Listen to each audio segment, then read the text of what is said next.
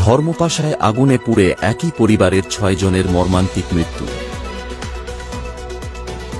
মহিউদ্দিন আরিফের তথ্য ও ছবিতে থাকছে বিস্তারিত। সুনামগঞ্জের ধর্মপাশায় আগুনে পুড়ে একই পরিবারের ৬ জনের মর্মান্তিক মৃত্যু হয়েছে। গত সোমবার মধ্যরাতে উপজেলার জয়শ্রী ইউনিয়নের শিমের খাল নামক আশ্রয়ণ কেন্দ্রের একটি ঘরে এ ঘটনা ঘটে। এতে জেলে এমারুল, তার স্ত্রী পলি আক্তার, তাদের ১০ বছর বয়সী ছেলে পলাশ, ৮ বছরের ফরহাদ, ৩ বছরের ফারুক ও ৫ বছরের মেয়ে ফাতেমার মৃত্যু হয়েছে। সোনামরুল হাওরের পশ্চিম পাশে শিমের খাল আশ্রয়ণ কেন্দ্রে অন্তত ৫০টি পরিবার বসবাস করে। দক্ষিণ দিক থেকে তৃতীয় ঘরে এমারুল তার স্ত্রী, ৩ ছেলে ও ১ মেয়েকে নিয়ে বসবাস করতেন। এমারুল হাওরে মাছ ধরে জীবিকা নির্বাহ করতেন। এমারুলের ঘরের আশপাশের ঘরগুলো ফাঁকা, ওইসব ঘরে কেউ বসবাস করে না। ফলে এমারুলের ঘরে কোনো চিৎকার চেঁচামেচি করলে দূরের ঘরগুলো থেকে শোনা যাওয়ার সম্ভাবনা কম। পুলিশ, প্রত্যক্ষদর্শী ও স্থানীয় সূত্রে জানা গেছে, গত সোমবার এমারুল জয়শ্রী বাজার থেকে বিভিন্ন জাতের ফল, মোরগের মাংস ও কেরোসিন কিনে নিয়ে আসে। ওই দিন এমারুল তার শ্বশুর বাড়ির লোকজনকেও দাওয়াত দেয় এবং রাতে ওইসব খাবার গ্রহণ করে। পুলিশও এমারুলের ওইসব ঘরে খাবারের আলামত পেয়েছে। ওই দিন রাত প্রতিবেশী কামাল হোসেনের মেয়ে শাপলা প্রাকৃতিক কাজে সাড়া দিতে ঘরের বাইরে গেলে এমারুলের ঘরে আগুন লাগার বিষয়টি নজরে আসে। পরে শাপলা ঘরে গিয়ে তার বাবা কামালকে জানায়। এ সময় কামাল ঘর থেকে বের হয়ে অন্যদের ডেকে এনে আগুন নেভানোর চেষ্টা করে, কিন্তু ঘরের ভেতর থেকে দরজা বন্ধ থাকায় তা সম্ভব হয়নি।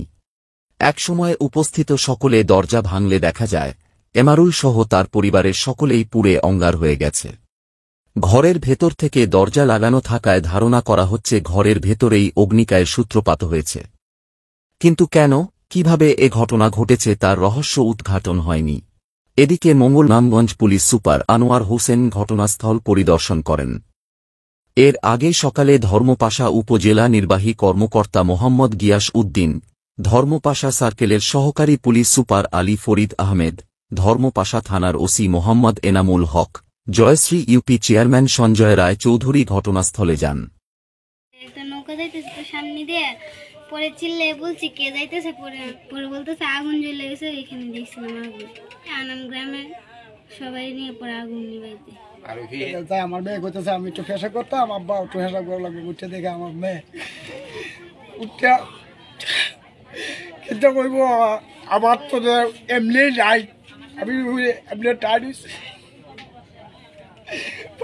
আর মানুষ আসছি, আর মানুষ আইলিয়া মানে আমি কইছি এসে বলে আমার দেহন হারিয়েছিটা দেন 100, 200, 300 কলসি পানি দিয়েছে, দিলে ওরে কোয়ারটা ভাঙ্গা হয়েছে। ভাঙ্গা হইয়া মানুষে আর দোয়ারটা খুলছে, খুলে দেয় 6 জন মানুষ ঘুরে চাই হয়েছে। লাগছে মনোদিন এই তারারে মনের ভিতরে থেকে তারাই আগুনটা লাগাইছে, পরের মানুষে আগুন লাগাইছে না, এটা তারারে স্বামী স্ত্রী আগুনটা লাগা হয়।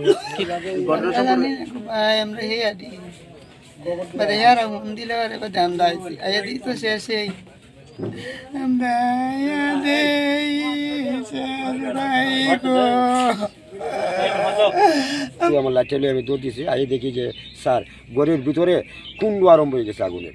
যখন কুণ্ড আরম্ভ হয়েছে তখন আগুন স্যার টিনের উপরে ধরে নাই, হ্যাঁ ভিতরে জ্বলতেছে।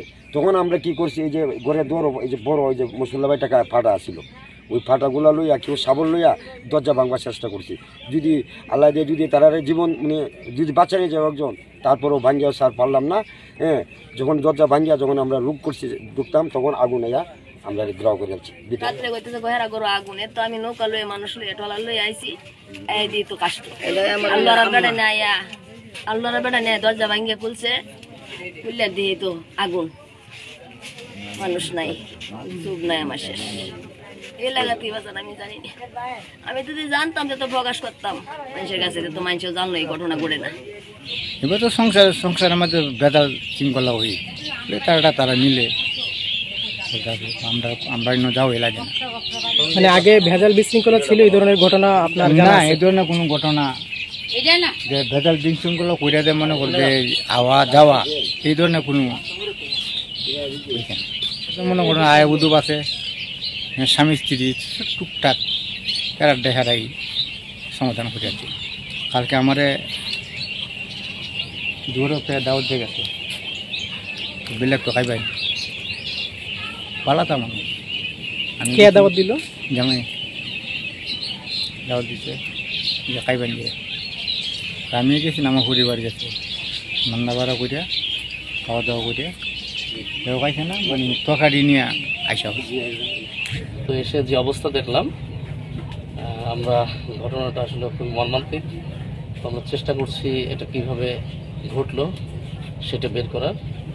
আর ইতিমধ্যেই আমাদের সিলেট থেকে সিআইডির ক্রাইম সিন ইউনিট ওরা রওনা দিয়েছে, পিবিআর তদন্ত টিমে রওনা দিয়েছে।